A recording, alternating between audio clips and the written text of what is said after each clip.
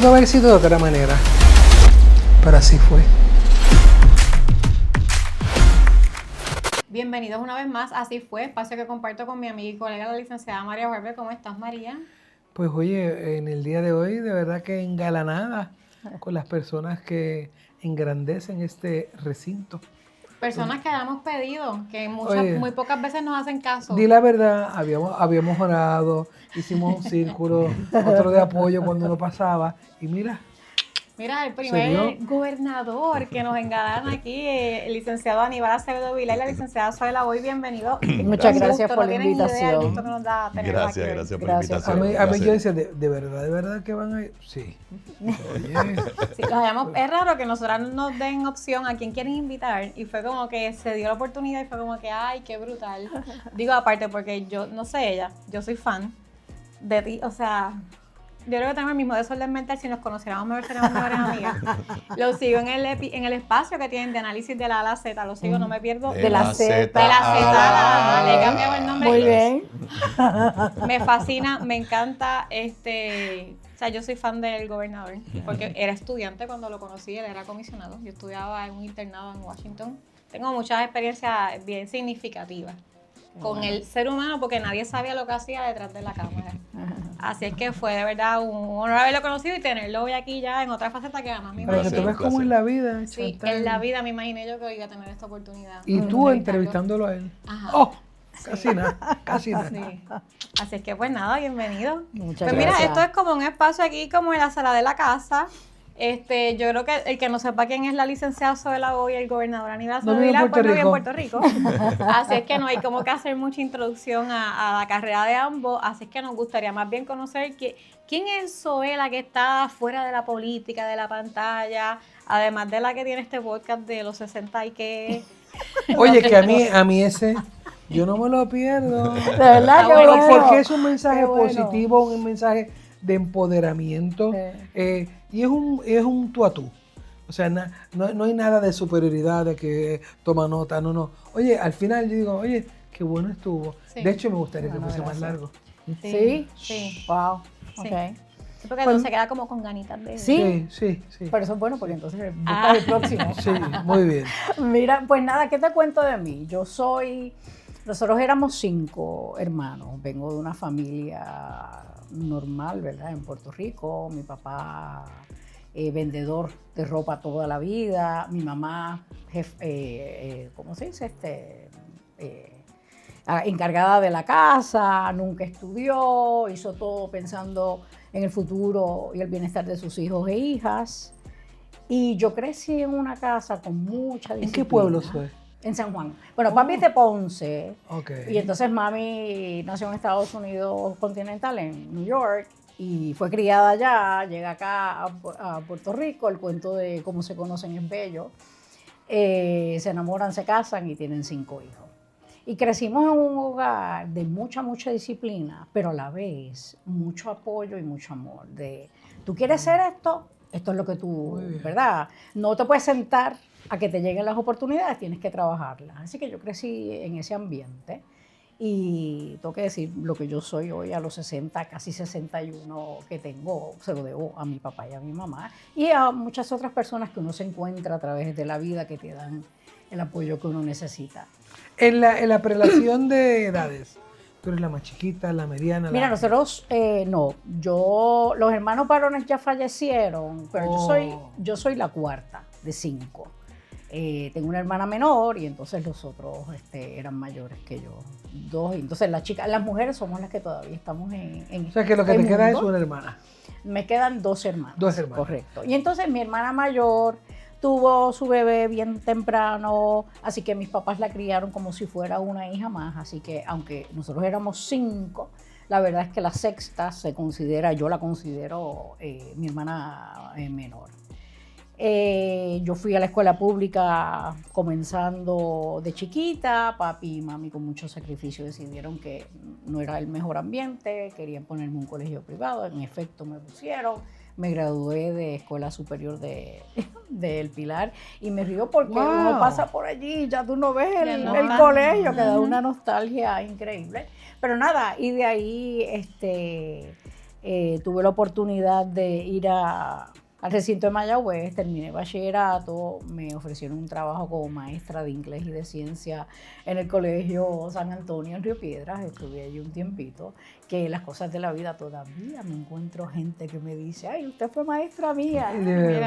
Sí. Sí, pero aquí se siente bonito. Bello, bello. Sí. A mí esa experiencia me encantó. Y de ahí me voy a estudiar Derecho, termino Derecho en la Universidad de Puerto Rico, la Escuela de Derecho, y el Departamento de Justicia Federal me contrata, me voy a vivir a Washington, D.C., cuanto largo, corto.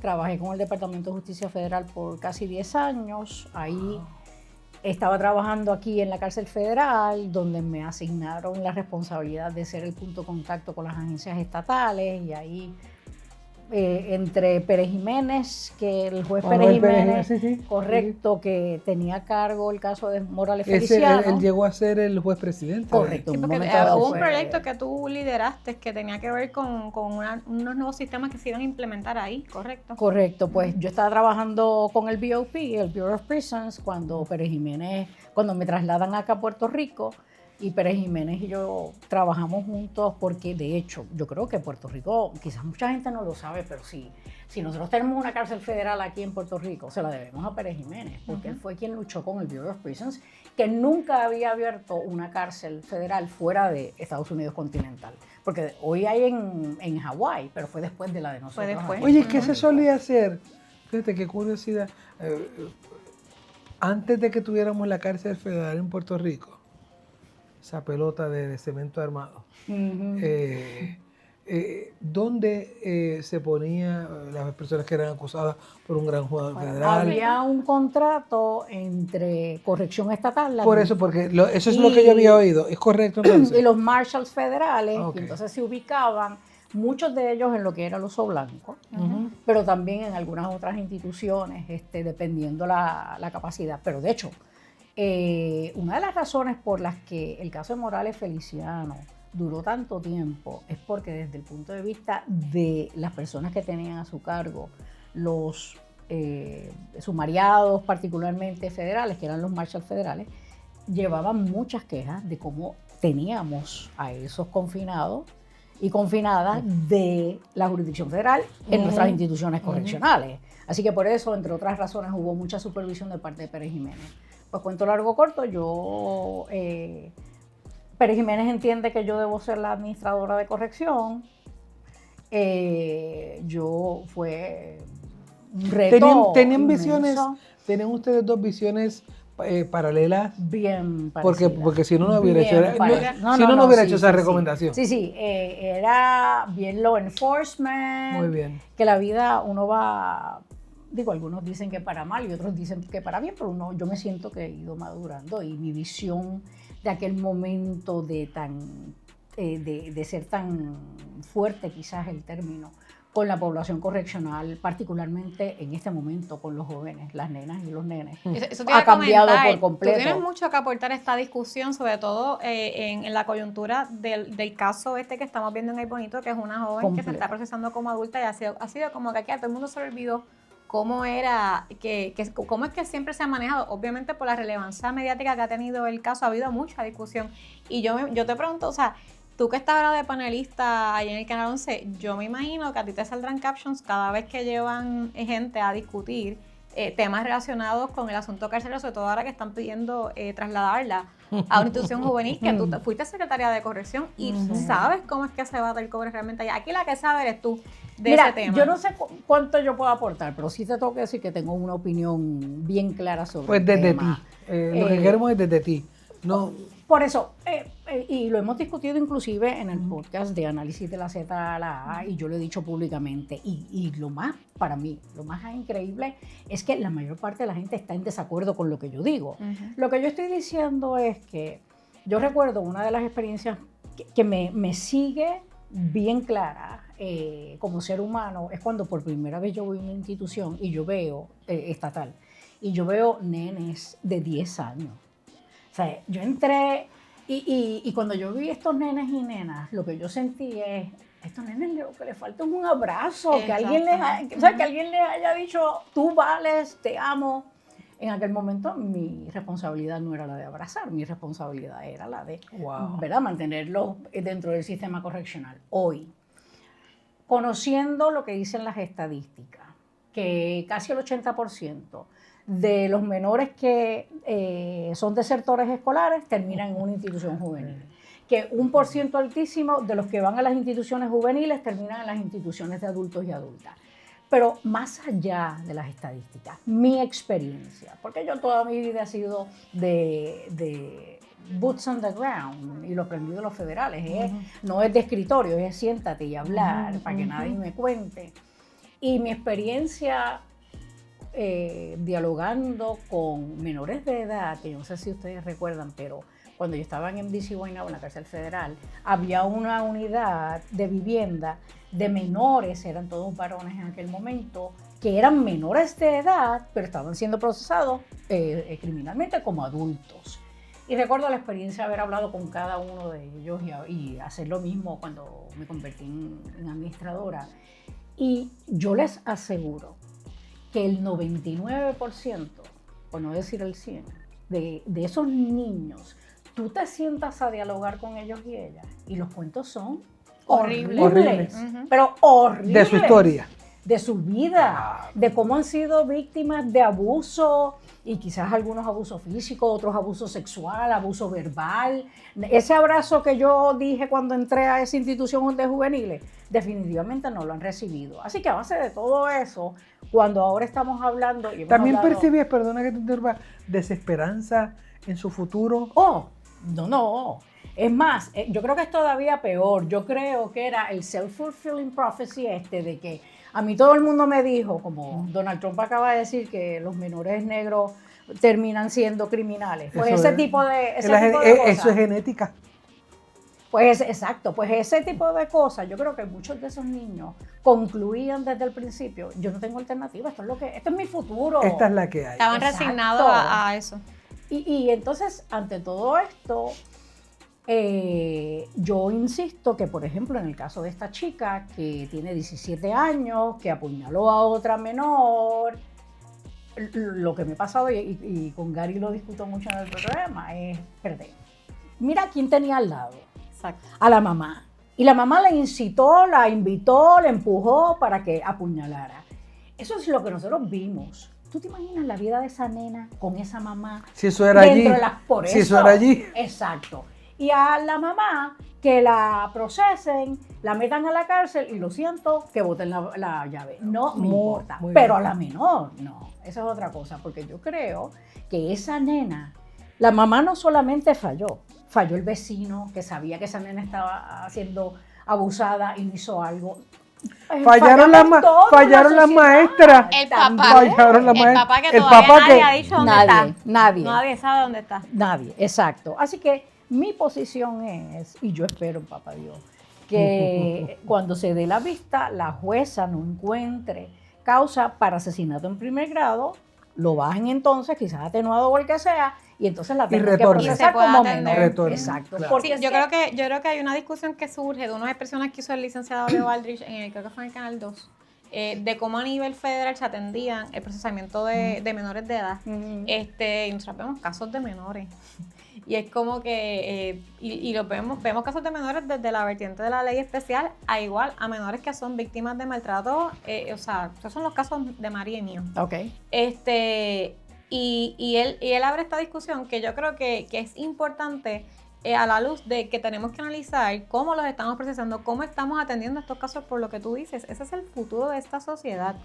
Y atenderlos de la manera en que se está haciendo no nos va a llevar a ningún lado, no va a resolver el problema. Y es como tú dices, son nenes que se han criado a lo salvaje, o sea, sin la dirección que a lo mejor tuvimos nosotros en nuestras familias, que yo no vengo de familia millonera, mis papás eran maestros del departamento de educación, pero en mi caso, ¿cuáles fueron, qué me abrió las puertas a mí a una vida distinta a la que a lo mejor tuve esa nena? La educación, la importancia que revestía para mis padres que yo fuera a la escuela, que tuviera oportunidades en el deporte, así lo ha procurado María con su hija también. Aquí hemos tenido muchos invitados que vienen de orígenes bien humildes, y la educación que han recibido en sus casas es lo que ha marcado la diferencia de lo que pudo haber sido el futuro de esa persona. Aquí tuvimos un muchacho que sale de un caserío, y se hace un profesional universitario y es un documentalista y salió de lo que todo el mundo hubiese esperado, que acabara en un punto de droga o preso. Correcto. En ese sentido, pues, de hecho aquí le hemos querido dar mucha importancia al aspecto de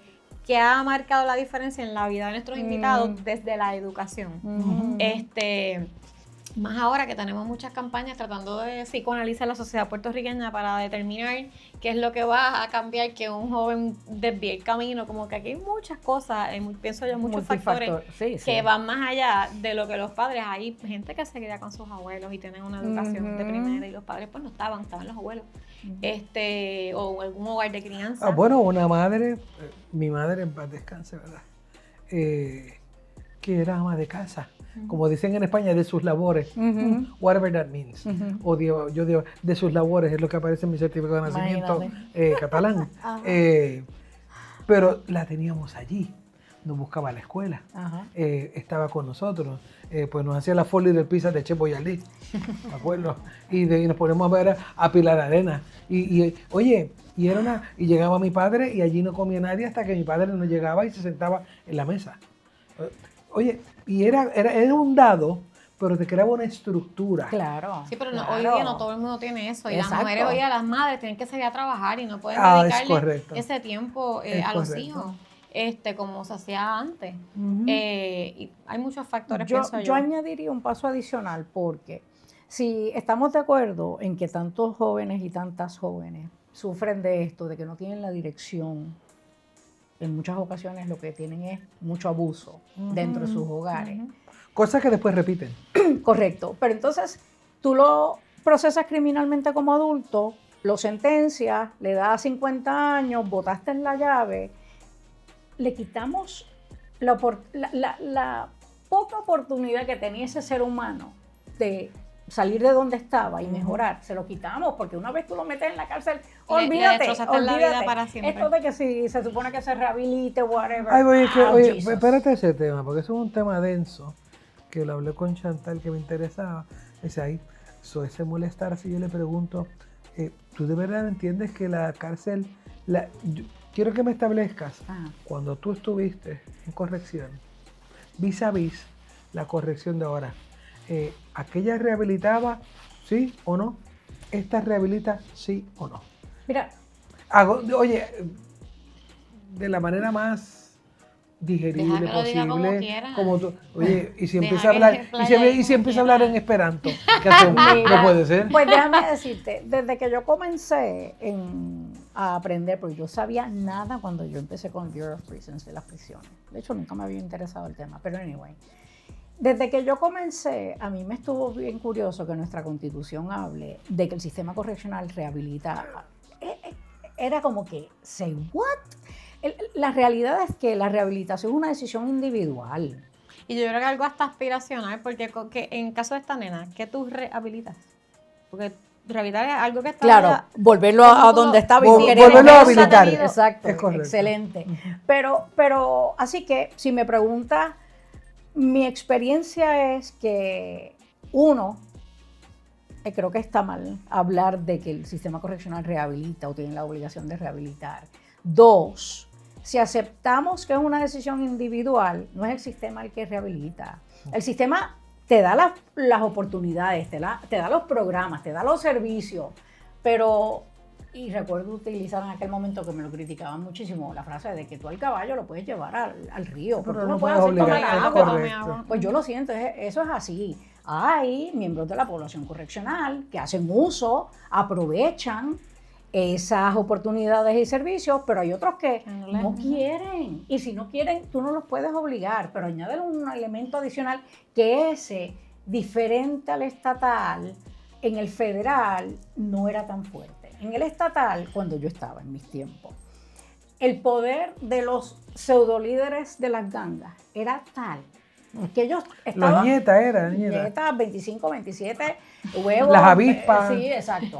Habían diferentes, pero el poder de esa gente era tal que ellos estaban acostumbrados a decidir qué oficial correccional trabajaba, en qué turno, en qué cárcel. De hecho, yo hago un cuento de cuando yo estaba en el sistema, la primera carta que yo recibo, y yo leía todo, la primera carta que recibo de los nietas es, bueno, ahora que usted es la administradora, le estamos citando a Ponce Máxima a las 5 de la tarde, no estoy inventando porque no recuerdo los detalles, pero me decían exactamente en qué lugar, en qué cárcel me querían ver, a qué hora y qué día. Y era como que... ¿Cómo es? No, o sea, y tú te imaginas, si la Zoe de antaño es como la de hoy, yo me la imagino, o sea, Motina, que yo voy para... Yo busco la página, a Motina, que yo voy para dónde. Ahora está un poquito melo, está un poquito melo. ¡Wow! Oye, y la gran pregunta, ¿fuiste? Mira, tú te crees, es que yo te lo firmo, que no fue, yo te lo firmo. Pero bien gracioso porque yo llegué y yo no conocía a nadie en el sistema correccional, así que todo el mundo se quedó en sus puestos porque yo no tenía elementos de juicio para sacar a alguien, así que, y todo el mundo era de la pasada administración, y me siento y empezamos a discutir la carta y le digo, ¿saben qué? Nos vamos a ir lockdown. Lockdown es cuando tú encierras a la población dentro de sus celdas, no los dejas, ¿verdad?, para enviar un mensaje o por razones de seguridad. Para mí, una carta como esa era más que razón, viniendo del gobierno federal, era más que razón suficiente para irnos lockdown. Pero lo gracioso es que, little I knew en aquel momento, poquito yo sabía, que cuando yo le digo a todos ellos, tú sabes, bien emocionados, vámonos lockdown, la cara de ellos era como, ¿cómo es? ¿Qué le pasó a esta loca? Hasta que por fin... ¿Esta quiere que nos maten? Sí, hasta que por fin el que dirigía seguridad a nivel del sistema, que de hecho era bien popular y me costó unos cuantos... Bueno, la política partidista en esas cosas, que no debería ser factor, pero lo es. Pero bueno, nada. Nunca te sientes al lado de un popular. Eso es. Pobrecito, mira.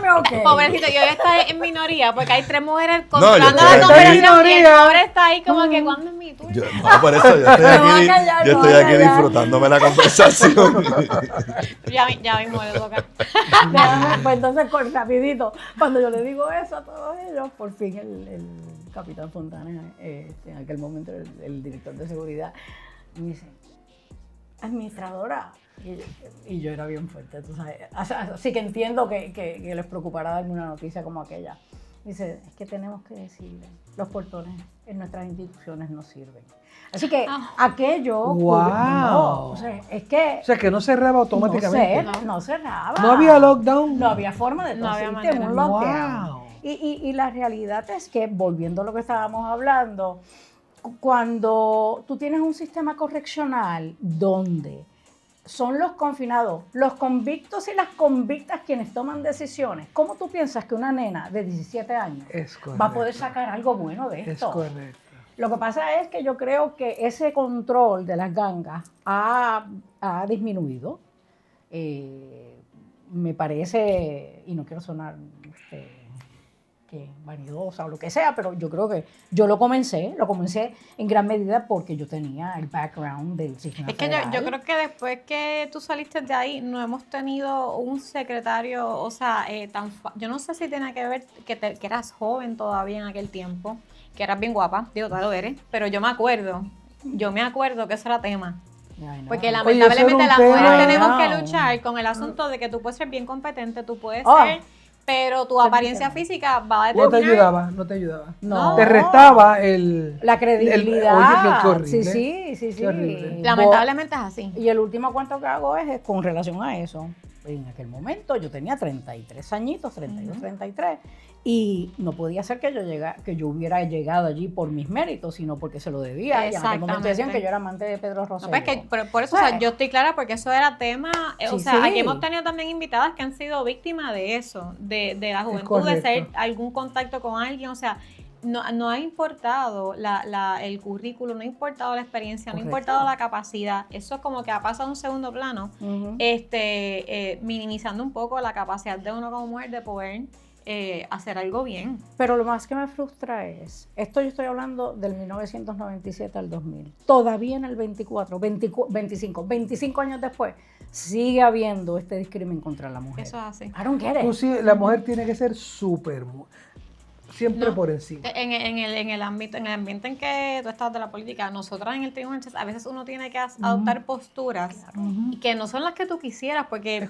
pues mira, tú eres bien cool y qué sé yo, pero es como que tienes que ponerlo porque si no, no te respetan. Correcto. No te respetan, no No, te pero valoran. dice, ay, no se me ponga problemática, vamos a buscar. Dice, yo lo que estoy haciendo es mi trabajo. Si para ustedes eso es ser problemática, voy a seguir No, pero a siendo ti, problemática. ¿quién nos ha dicho es que esto es hormonal? Ya, oye, calla. Muchas veces nos han dicho. Eso es de los textos. Ay, es que está hormonal. Hormonal. ¿Cómo es? Oh ¿Y my qué se le dice a God. los hombres? Sí, ¿Está exacto. testicular Esta se pasa de relajo, no es que tú tienes esta cara de amarga. ¿Cómo es?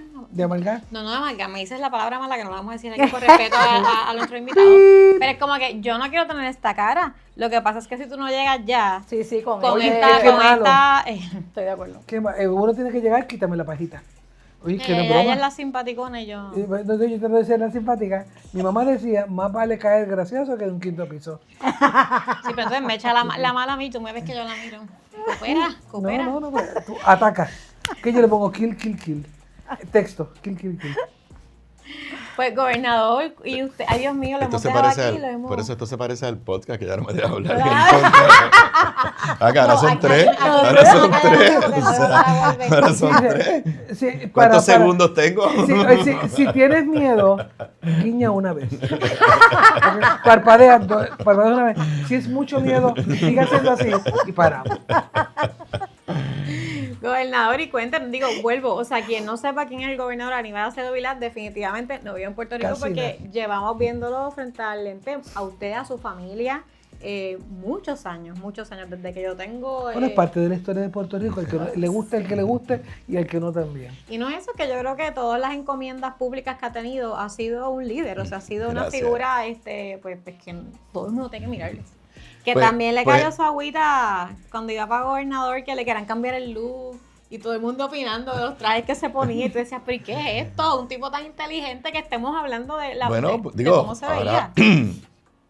eso tristemente, igual que para la mujer, se lo aplican al hombre en la política. Ajá. O sea, se suponía que yo no ganara la gobernación porque Pedro Rosselló era más lindo que yo. Exacto. Eso era así. Ay, qué Sí. cosa Y más te lo decía, horrible. me lo decía. Es correcto. Me lo decía, ¿no? Es que tú no puedes competir con él. No, aquel con esos Ah, por azules y dando besitos por aquí y por allá. Sí. Pero tú no aguantabas ni escuchar los 2 minutos hablando. Entonces tú eres un orador de primera.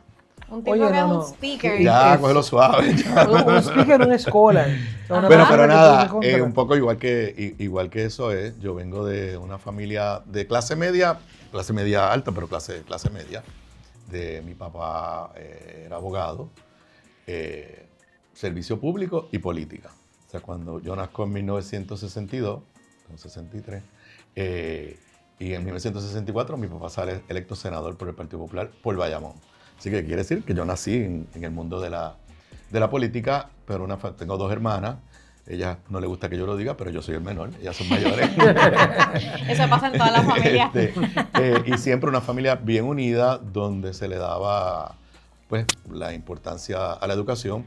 Mi mamá, igual típico, había sido secretaria, así fue que mi papá la conoció en un momento, pero después se dedicó a cuidarnos, o sea, a criar los hijos.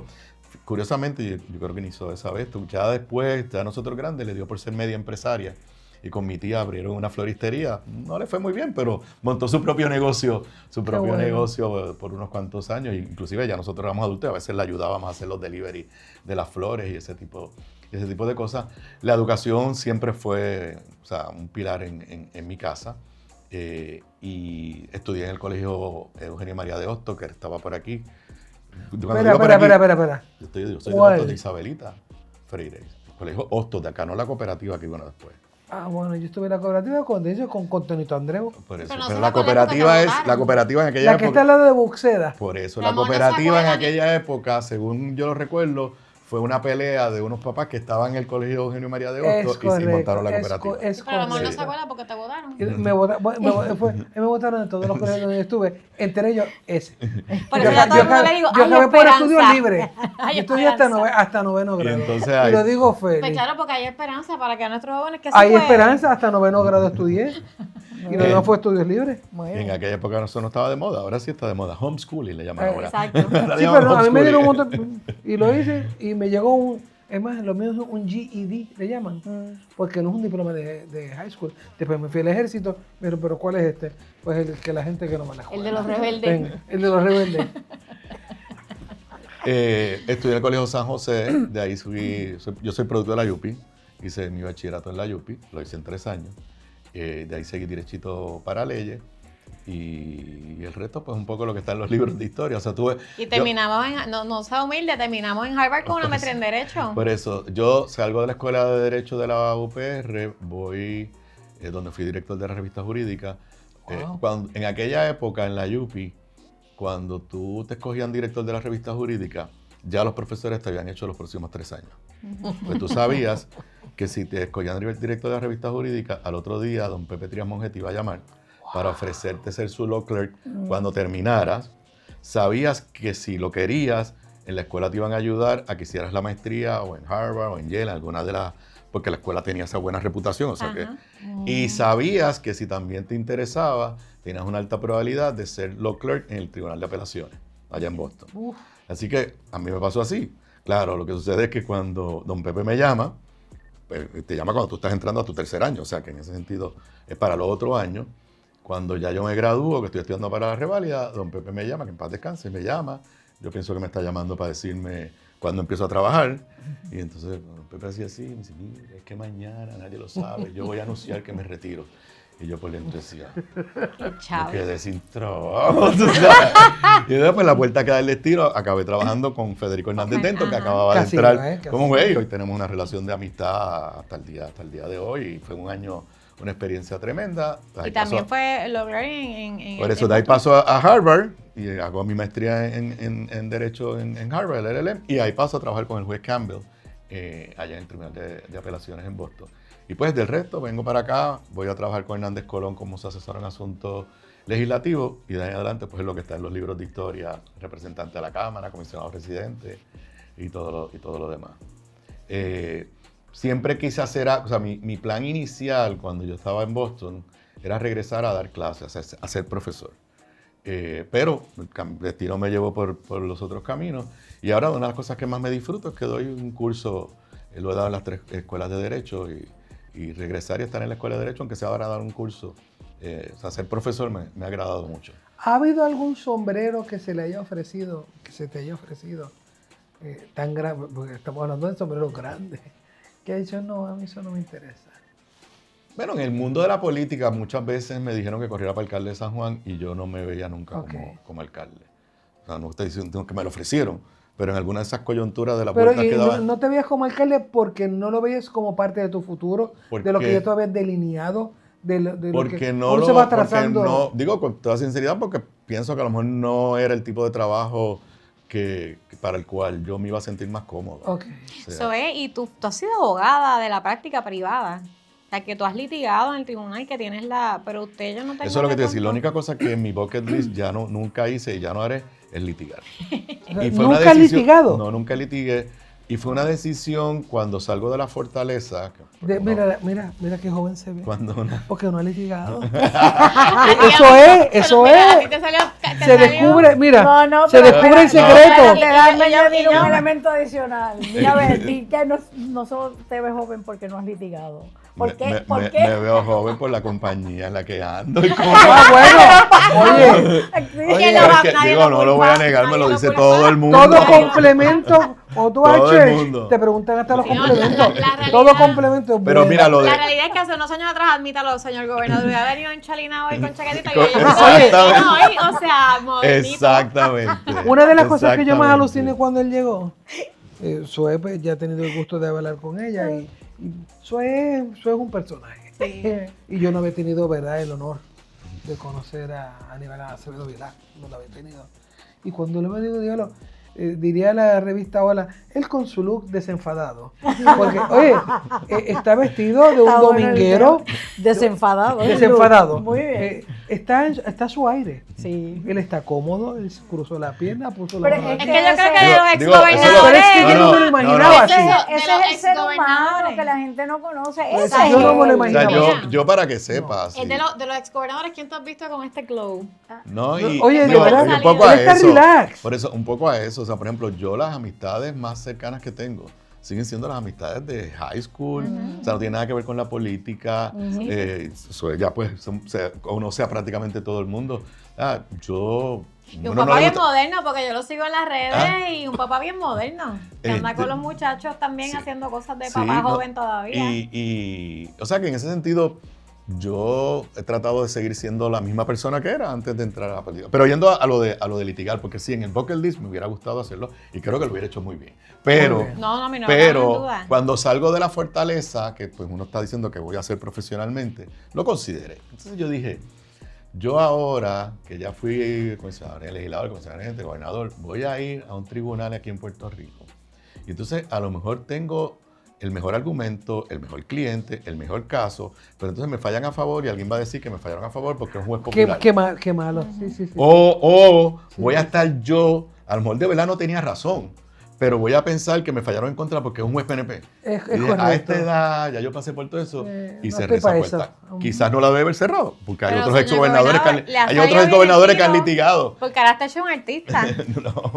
Está pareciera, ¿verdad? Que está hecho para los medios. Oye, yo entiendo que la política envejece, porque yo lo veo, de verdad yo nunca lo he visto en persona, pero yo pensaba que era una persona, que se veía más ajado.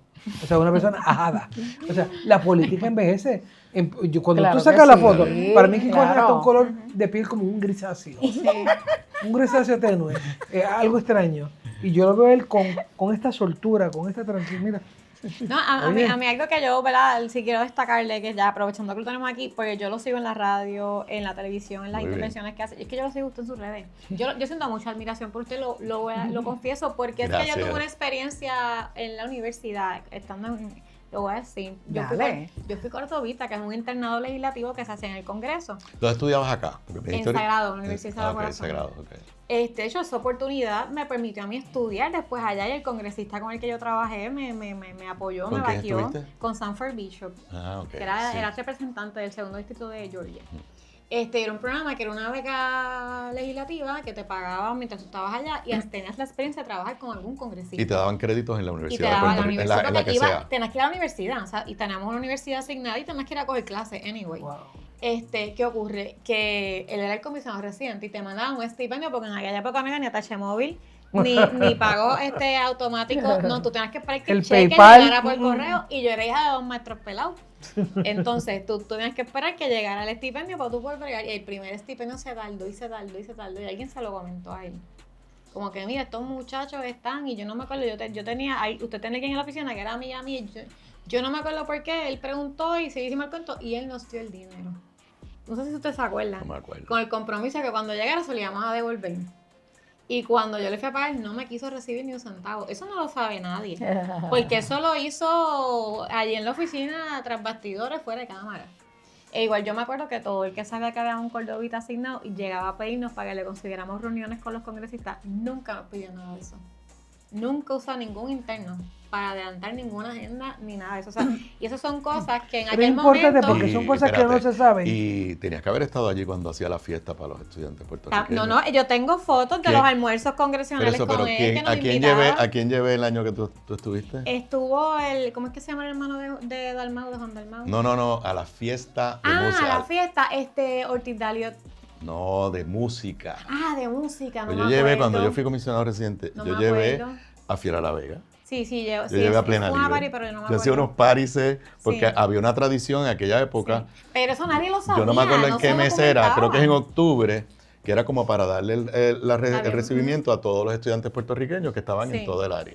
Y yo hacía unos parises. Y no lo documentaba nadie se enteraba. Pero esa parte humana yo creo que es tan importante. Sí, porque tú llegabas allí. Porque ser gobernador, el gobernador. Tú llegabas allí como persona. Pero esta parte humana, que tú le fuiste a devolver los chavos y no te los aceptan. Oye, eso no era eso, él estaba realmente pendiente al estudiante, no buscando qué ventaja podía sacar del estudiante que tenía allí.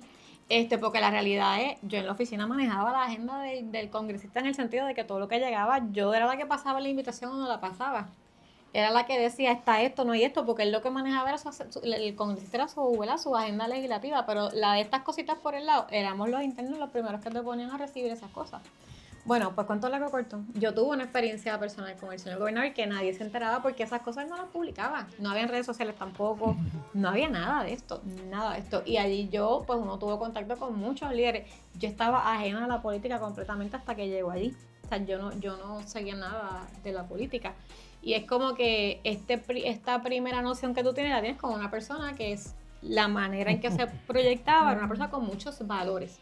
Gracias. De la manera en que se hablaban de los políticos en aquel tiempo, pues era como que Como ¿quién que, será? como, Porque esto como es que un en santo aquel, como varón. que en aquel tiempo todavía. Todavía, pero en un momento en que uno está en la universidad, estás empezando, tú no estás como que con esa mentalidad.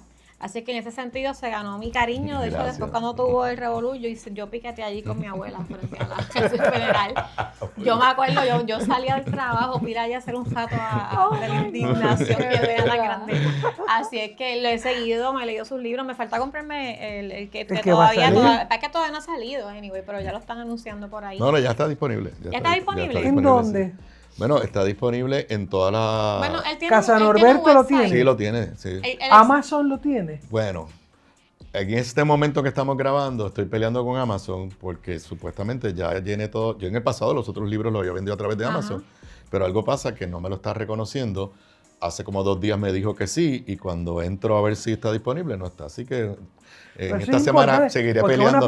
Pero está en Libro 787, que es la plataforma local que la gente lo ordena. Sí. Y a través de mi página, acevedovila.net. Ah, pues mira, oye. acevedovila.net.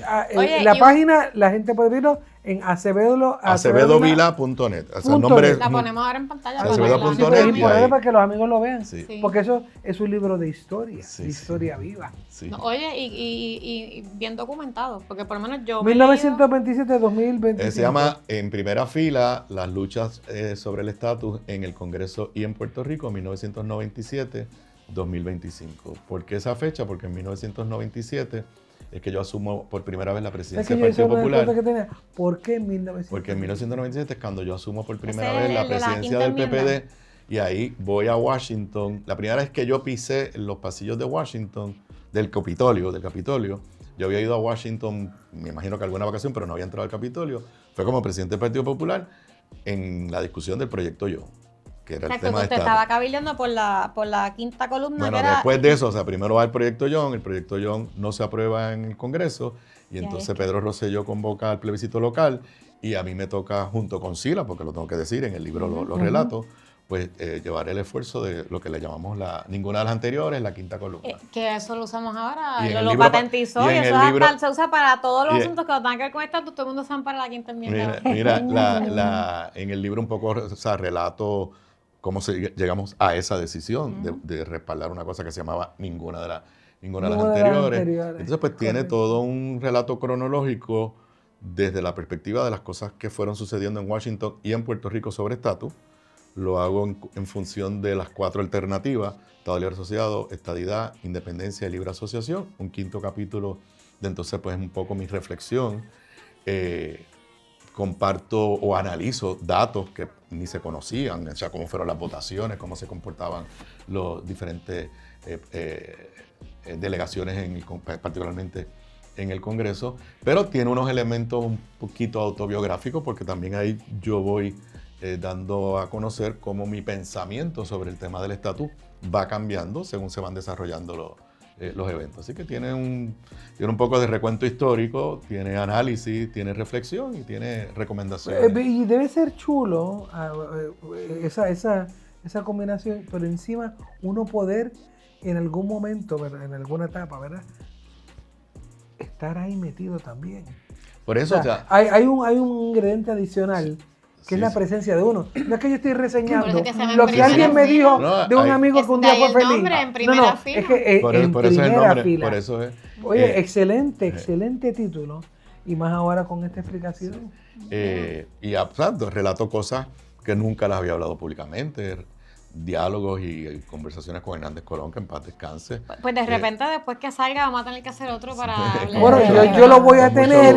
Ay, Dios mío, si me lo autografiaran, yo estaría tan contenta. Y tiene que ser como con cariño, a María Juárez de Aníbal. ¿Cómo fue que ella Con dijo? cariño, pero ya dio Ya yo dije con cariño, lo hasta la siento. dedicatoria. No, voy a editar. Sí, pero ¿cómo es que tú me describiste que entré aquí? El look desenfadado. Ajá, y por así desenfadado, Así Aníbal. mismo.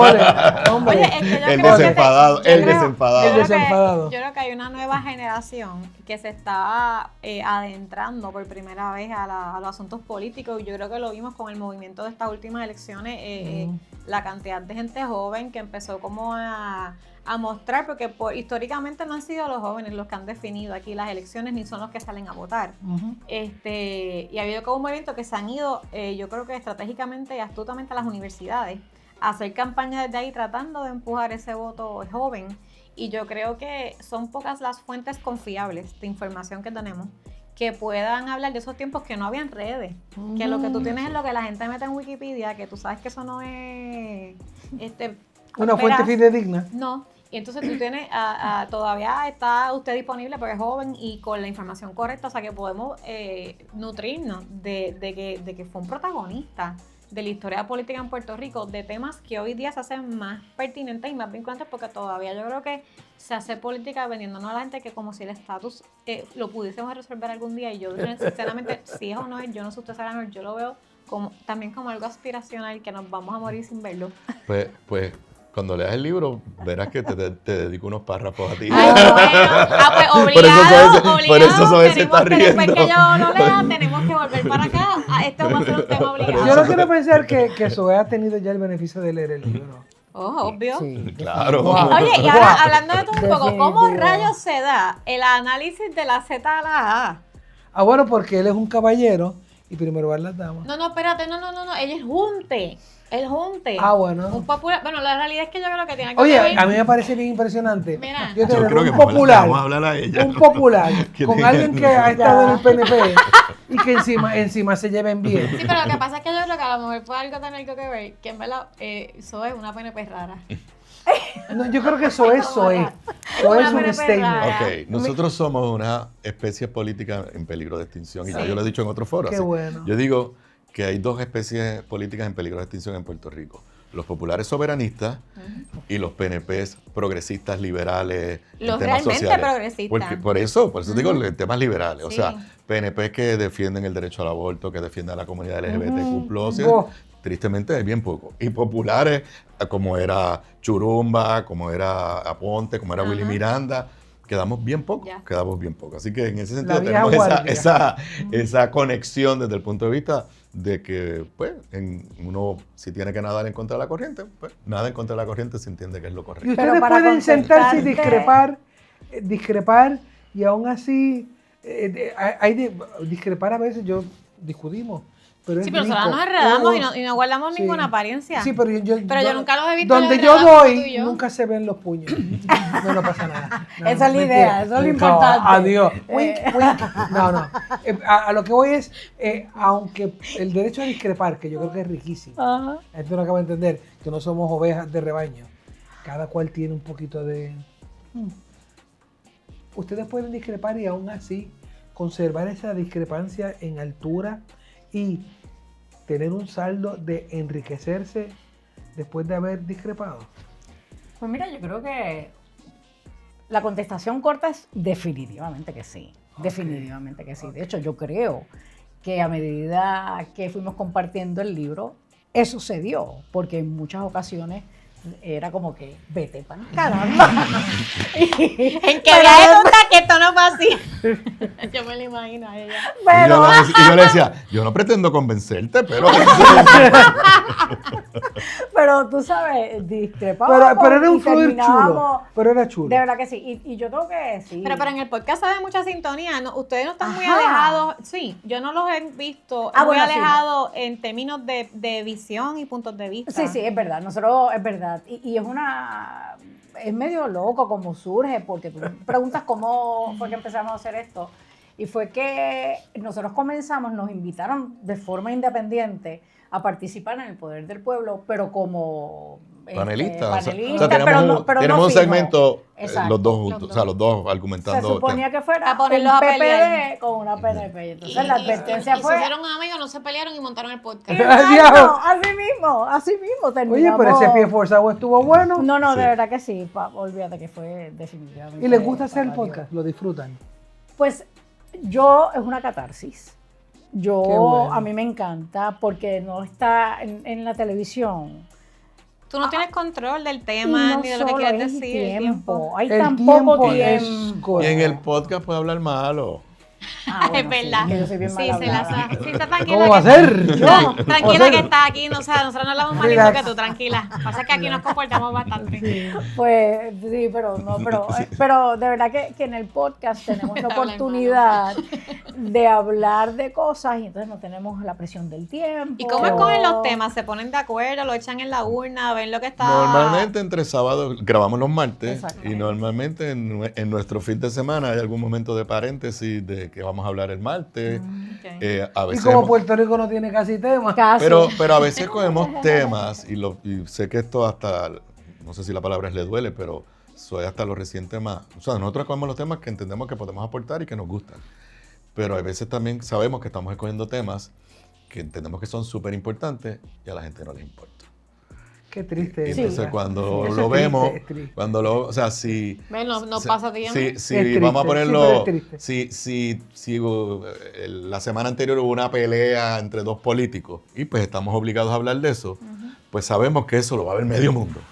Porque estamos comentando la pelea de fulano, porque tenemos que comentarla. O sea, En la lucha libre, ahora, sí. si queremos hablar, que nos ha pasado profundamente, No. del discrimen contra la comunidad LGBTQ+, ese tipo, cuando miramos, no lo ve tanta gente. Es cierto. Pero es que es, estos es un temas poco de- frustrante, Pues si pero no, a decidimos, nosotras nos ha pero pasado. decidimos Pero queremos hablar de este pero tema, entonces, queremos hablar de este eso tema. te lleva a colegir el hambre de lo que tiene la gente. Sí, ¿verdad? ¿Cuál es el hambre? Sí. Sí. O sea, no es el hambre de la tolerancia, el hambre de la inclusión, No. es el hambre de a ver quién la tiene más grande y quítame la pajita. Pero Oye, yo creo que eso se traduce, y sé que a la gente no le agrada esto, pero yo creo que eso se traduce en qué criterios usa la gente para escoger sus líderes aquí en Puerto Rico. exactamente. Totalmente. ¿Sabes? Ujú. El que más ¿Quién que es el que más grita? Es El que más se correcto. atreve a hacer bully. Yo Ese siempre es el me que acuerdo queremos. de un corte, yo tendría que ser chiquita, estaba Don Miguel Hernández Agosto, que en paz descanse. Ujú. Ah, el de No sé Rom- si era Romero el de Becerra. Romero. No, embustero tú. El No, embustero sí. tú. Sí, Y sí. dice, Dios mío, ¿qué saca la gente de eso? Sí. Oye, pero la gente fascinados con eso. Sí. Llegan a ver las redes sociales y eso estaría una y otra vez. Viral, como dicen. Oye, yo viral, esperaría- viral. Pero yo esperaría que esa juventud a la que tú haces referencia, que tú viste en las pasadas elecciones que hubo, se involucraron un poco más. Es correcto. Yo esperaría que esa juventud comience a utilizar criterios más válidos al momento de escoger a los y las líderes. Porque si seguimos escogiendo a base de quién pelea, quién grita más, ¿qué podemos ¿Quién esperar? promete más que sabe que no va a poder cumplir? Correcto. Yo estoy de acuerdo. De hecho, a mí Correcto. me invitaron la semana pasada a 2 intervenciones a hablar de temas legales, pero yo siempre que tengo la oportunidad la zumbo. Yo estuve con Mili Méndez en Radio Isla y yo no pierdo la oportunidad de siempre hacerle un llamado a la gente porque la crítica se concentra a veces en la figura del gobernador de turno y la realidad es que muchos de los asuntos nacen en la Asamblea Legislativa. Y la gente como que no se entera o no está consciente del poder que tiene ese cuerpo yes, legislativo. yes. Hablando en la coyuntura del caso del Supremo de la obligación subsidiada de los aguas de alimentar, yo le digo a María, pero es que desde que nosotros estamos Eso en es la más profesión, abajo eso es más viejo que existe. caminar de pie. Y es como que en el 2020 Es tuvimos correcto. una discusión horrible por la aprobación del código, que le decían el código de Tata. Ajá.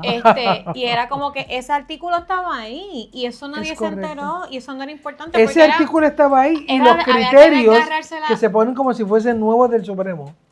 estaban también. Por Eso eso, te iba a decir, pero era el único que- desgarramiento lo- de las vestiduras por luchar por los derechos de pelear. Yo digo, han prostituido la discusión de la perspectiva de género. Y toda la discusión de ese código se centró en ese aspecto cuando habían otros asuntos, como yo decía en el programa de Emily, mira, la gente aquí está pendiente a la gobernadora y que está pendiente a la gobernadora y que fiscalice su trabajo, pero ahí no se me negativa. Ella lo que lleva son unos meses. Tenemos allí unos amigos que llevan más de 20 años siendo los artífices de la política pública y de la manera en que como sociedad nos tratamos, nos convivimos, que afecta nuestro diario vivir, nuestra economía. Y es Que como delinea nuestra vida misma. Vamos. y la gente como que no se entera y no está pendiente de eso. Y es, Es como que ya es correcto. hora de que abramos los ojos. Y lo he dicho en cuanto a programas me han invitado. Hay que abrir los ojos, no nada más que para el gobernador de turno. ¿A quién tenemos allí legislando todas estas cosas? Yo le he comentado a Aníbal en varias ocasiones, una de mis frustraciones principales cuando fui senadora por acumulación era eso. Yo me sentía una voz solitaria defendiendo los derechos de las minorías, particularmente. De hecho, tuviste una lucha cuando hubo una legislación que yo me acuerdo que estuviste en el ojo del huracán porque tú votaste completamente distinto a tu partido y tuviste que ir a defender tu postura públicamente. Pero mi frustración con eso es que entonces la gente que tú estás defendiendo sus derechos casi no hablaban. Yo Es me acuerdo, correcto. yo le decía a los compañeros de la comunidad, a muchos de ellos, Pedro Julio entre otros, pero tú sabes, Hazme levanta, coro, ajá. hazme coro. Si yo voy a defender, y no lo defiendo Claro. porque quiero agradarte, lo defiendo porque ese es Tu ese es mi convicción, principio tu de vida. No, y Mira, Pedro Julio convicción. Serrano es un portavoz. Oye, Pero si tú no me eso haces ha ido coro. pero eso ha ido cambiando porque para estas elecciones la Federación de la Comunidad hizo una lista de a quienes apoyaban y a quienes esa Muy lista, bien. los religiosos y religiosas, algunas organizaciones religiosas la hacían y yo recuerdo haber estado en las que decían no votes por PSOE, pero el otro lado de la moneda, las comunidades minoritarias no hacían lo mismo, pero ahora lo están haciendo. Así que yo me alegro mucho porque la realidad, y se lo he dicho a todos ellos, cuando tú estás allá adentro y eres de las pocas personas con el ánimo para levantar la voz a favor de estos derechos, tú necesitas apoyo. Exactamente. Necesitas Correcto. apoyo y que la gente se involucre más, porque es como tú bien dices, el poder que hay en esas sillas, en esas bancas del Senado y la Cámara es horrible y determinan cómo va a ser Puerto Rico. ¿Cómo vamos a vivir? ¿Qué no podemos hacer? Correcto. Entonces todo no puede ser la culpa del gobernador o la gobernadora de turno. Espérate, hay un chorro de medidas que se aprueban por descargue sin No, investigación. para mí lo del descargue, yo de verdad, yo no puedo creer eso. Espérate, Es y ahí prácticamente, es, o sea, y ahí es. sin Sin vista informe. pública, Sin informe. sin ir sin Sin informe, informe. sin Oye. buscar las fuentes que están más que duchas de poder hablar de ese tema y aportar. Esto es por descargue. No, y algo Esta es la que, hay. algo que yo, ¿verdad? Hablaba con María, le hemos hablado aquí en distintos episodios, pero le hemos hablado, de hecho, es la razón por la que estamos aquí.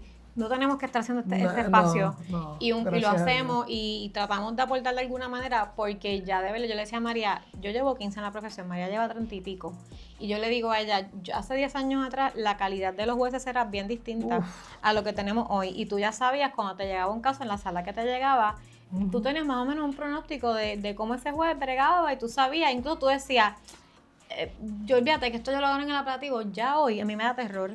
Ya yo a los clientes los tengo que preparar para su peor escenario. Sé que para el apelativo yo he llegado solamente a decirle al cliente, tú sabes que yo creo que esto tiene mérito, te van a espetar una regla 40, no van a ejercer la discreción, pero yo no te voy a cobrar, solamente te voy a cobrar el gasto si ocurre el milagro y deciden verlo, pues me pagas. Okay. Y yo he tenido que llegar a ese punto porque es que es algo que tú entiendes que es realmente meritorio, pero tienes que prepararlo para que la alta probabilidad de que no ejerzan su función revisora es bien alta. Y no hablemos del Tribunal Supremo.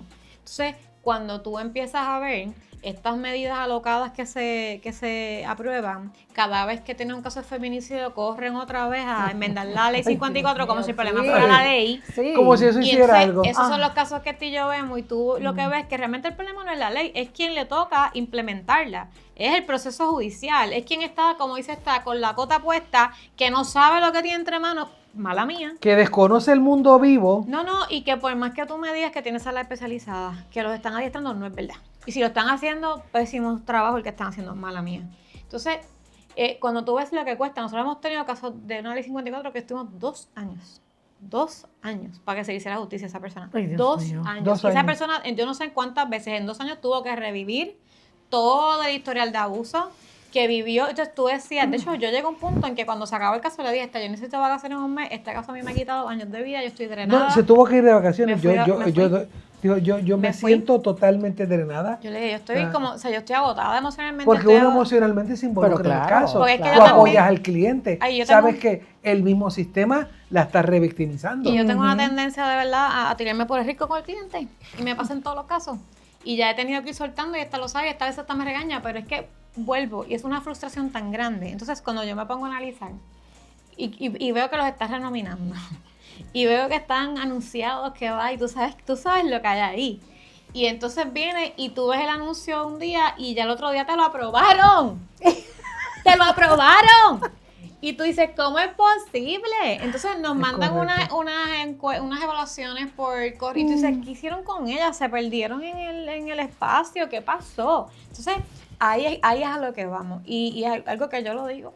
Si le cae mal a la gente, le cae Yo mal. una cosa que yo hago, las evaluaciones, que periódicamente, usted postuló ante el juez 1, 2, 3 pescados y te ponen, uno va marcando, y siempre que ponen alguna sugerencia, sí, que las evaluaciones deberían ser firmadas María E. Juárez. Sí, cuando eran Yo en la papel, firmo y la devuelvo firmaba. firmada. Cuando eran en Muy papel, bien. la O sea, yo firmaba. no tengo Ay, que qué loca. ocultar porque qué mamey. Oye, o sea, qué loca. Lo que yo te estoy diciendo aquí, me siento contigo y te lo hablo. Ajá, y te explico ajá. por qué es que yo marqué lo que marqué. No es del 1 al 5 nada más. Eso no dispone del asunto. Digo, pero y yo es- sé que este no es el tema del podcast, pero Aníbal y yo también hemos hablado de esto, de cómo es que se nombran los jueces y las juezas en Puerto Rico. El criterio político partidista tiene demasiado peso. Yo creo que no debería tener ningún peso, pero olvídate tú, es quizás uno de los Puede principales. tener un chinchín, pero no. Pero la verdad, y entonces Pero es que para mí es hay una otros locura. lugares donde lo hacen mucho mejor. ¿Por Claro. qué no nos copiamos? No hay que reinventar ¿Por qué la no imitamos? rueda. A veces imitar es bueno, ¿verdad que sí? Sí. Lo bueno. Sí. Mira, entonces tú veías, yo creo que ahora otra vez la tecnología nos ha dado algo que no habíamos visto antes, que podíamos ver las vistas de confirmación a los secretarios. En la vida yo me imaginé que las íbamos a ver en un live en las Ajá. redes. Ujú. Y tú dices, ¿por qué le están preguntando a un secretario qué piensa del aborto si eso ya está? El Estado de Derecho existe. Siéntame a los jueces a preguntarle qué van a hacer cuando le llegue el caso. Siéntame al juez a decirme, mira, con lo contrario 50 información, ¿qué tú piensas? Porque ese es el que va a tener que tomar la decisión y tiene que aplicar el derecho. Pero esa pregunta en esa vista te demuestra lo que estábamos mencionando, lo poderoso que son los legisladores. Eso Porque así. tú contestas mal esa pregunta, no importa qué excelente. Si ya pudiste- estaba, la suerte está echada. Exacto, La exacto. suerte está echada. Exacto. Oye, y pregúntalo si tú quieres, pero ¿cómo es que con un juez, un fiscal, que además es quien tú le vas a consultar, si tú vas a procesar criminalmente? O sea, quien tiene la facultad para decidir si va a radicar un cargo o no es un fiscal en Puerto Correcto. Rico, y que a ti no te importe hacerle esas preguntas y lo vas a bajar por descarga de su nombramiento. Yo seguiré con esta cantaleta hasta que me muera. Lo digo, cada vez que me invitan a hablar de algo en algún lugar, yo busco por dónde, pero yo lo encajo por ahí, porque es que la gente tiene que abrir los ojos y tiene que empezar a ponerlos en nuestra Asamblea Legislativa, que tiene un poder Estoy de acuerdo. brutal. Y muchos de los problemas sociales yo considero que estamos enfrentando en Puerto Rico a nivel social, y lo hablaba con María, nacen de ahí. Es correcto. Nacen de un proceso judicial en el que no hay justicia para nadie, la gente la está tomando justicia en sus manos. Ujú. No sirve, no funciona. Y ya, pues, estamos aquí por la frustración. Bueno, porque que da. yo veía, ¿me que me pareció bonito. Y los padres, ¿dónde están? Mm. Y digo, caramba, ¿y por qué no pondrán atrás al lado de sus hijos? Oye, porque ¿y los padres dónde están? Pueden estar donde estén, pero si no están pendientes de sus hijos, Claro, no podemos esperar claro. un resultado favorable. Ujú. Claro, suponiendo que sean padres que también estén bien encarrilados. Yo no quiero ¿verdad? Criticar ninguna iniciativa, porque yo creo que todas las iniciativas son Son buenas. Pero lo que pasa es que son darle un enfoque simplista al hecho de que para que un joven no se descargue tiene que tener los padres al lado, porque donde dejamos el aspecto de la marginalidad, la pobreza, o sea, hay otros elementos sociales Bueno, la escuela. que inciden, claro.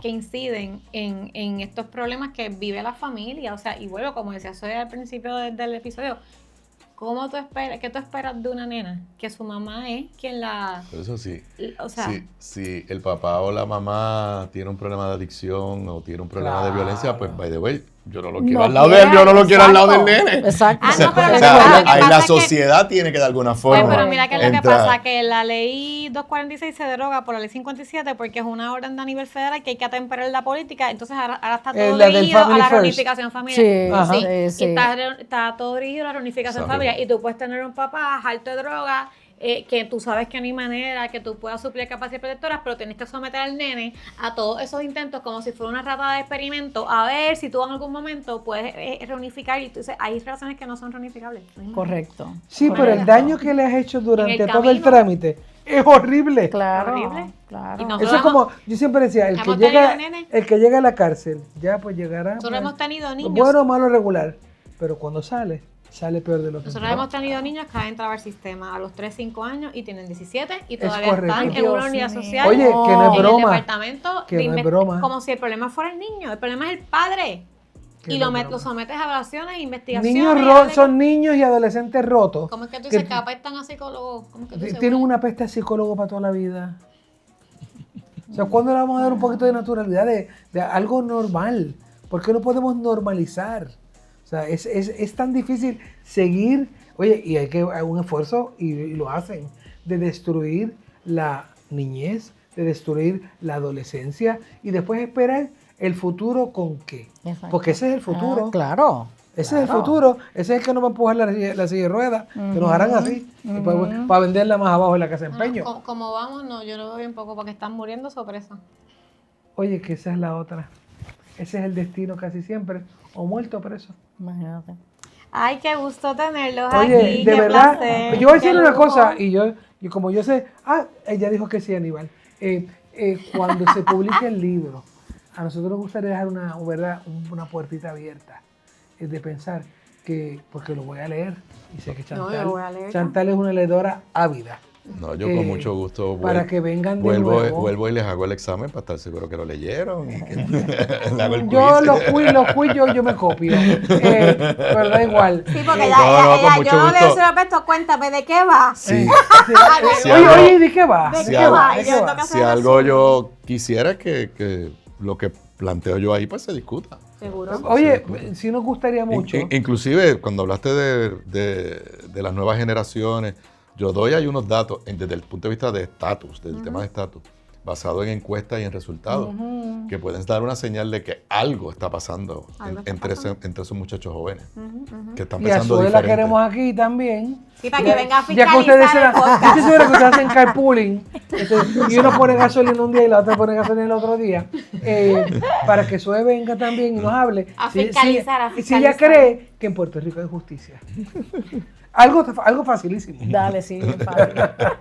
Bueno, pues un placer, de verdad, Gracias a súper ustedes. agradecida Gracias a por el ratito. Y pues nada, todos los que nos siguen, como siempre, nos vemos todos los miércoles a las 7. No nos podemos despedir sin darle las gracias a Home and Patio Gallery, que siempre nos acomoda este espacio así tan acogedor y tan bonito. Bello. O a nuestros amigos de Café Prieto, allá en la salida 32 de Guabate, que ese café aquí nos falta toda la semana. Y claro, lo del F. Y de hecho, estamos a punto El de boss, patentizar el boss. esta receta de Huarbe, del cafecito de Como Café un Prieto, carajillo. con el más miel. Pones el Mira. café negro y le Ajá. echas un poquito de más miel, como si fuese un carajillo de España. Ok. La receta de María Huarbe, y ustedes se la Claro. saben, a todos los que nos siguen se la saben. Claro. No cobro, adelante. Y como siempre, a Jean-Pierre, el maestro, el que nos pone, mira, un poquito real, que Huarbe siempre está empeñada en despeinarse después que la Claro, peina. desde chiquita. Pero hace un buen trabajo antes de empezar a grabar. Lo consiguen en donde, en el 787-454-9817. Y pues nada, se acabó lo que se daba. Qué pelota de honor. Gracias. Gracias, muchas a gracias. ustedes.